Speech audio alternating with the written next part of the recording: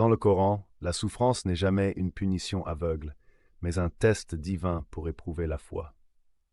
Sourate Al-Baqarah 2, verset 155 déclare « Nous vous éprouverons par la peur, la faim, la perte des biens, mais fait aux endurants la bonne annonce. » Historiquement, les prophètes comme Job Ayoub ont subi des épreuves extrêmes pour montrer que la foi persévérante est récompensée.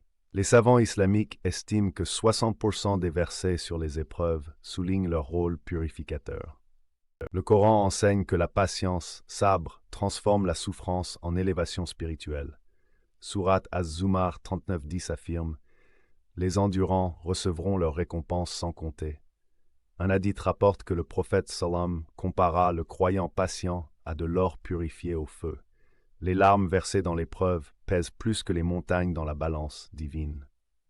Au XIIe siècle, l'imam Al-Ghazali décrivit ce processus comme une chirurgie de l'âme, nécessitant 3 étapes, acceptation, persévérance et gratitude. Le Coran décrit 8 récompenses spécifiques pour les endurants. 1. La compagnie divine, sourate 8, 46. 2. Un double salaire, sourate 28, 5 au 4.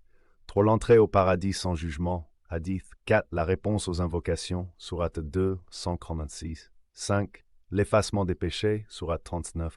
6. La guidance continue, sourate 3, 120. 7. La mention parmi les véridiques, soit 35. Et 8. La dignité dans l'au-delà. Les exégètes notent que 90% des mentions du paradis dans le Coran sont liées à la patience. Sourate Ash-Shar 84, 5-6 promet « Avec la difficulté vient la facilité ».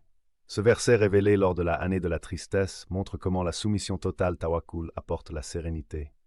Ibn Qayyim au XIVe siècle expliqua que la vraie patience combine 1. La retenue du cœur, 2. La langue qui remercie et 3. Les membres qui obéissent. Statistiquement, 80% des douas pendant l'épreuve sont exaucés selon un mode divin supérieur. Le voyage spirituel s'achève par la découverte que les épreuves étaient des cadeaux déguisés.